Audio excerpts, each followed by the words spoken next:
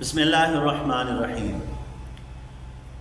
ہر نماز کے لیے نیا وضو کرنا افضل عبادت ہے، البتہ ایک ہی وضو کے ساتھ کئی نمازیں ادا کی جا سکتی ہیں۔ اس کا ثبوت ہمیں حدیث مبارکہ سے ملتا ہے۔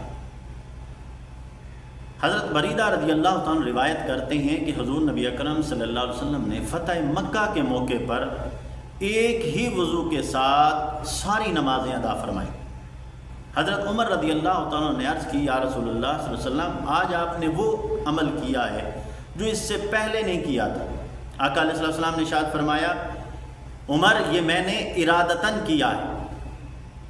پھر ایک اور حدیث پاک حضرت امام بخاری رضی اللہ تعالیٰ عنہ روایت کرتے ہیں، آپ روایت کرتے ہیں کہ حضور نبی اکرم صلی اللہ علیہ وسلم نے عصر کی نماز ادا فرمائی اور اسی وضو کے ساتھ پھر مغرب کی نماز بھی ادا فرمائی۔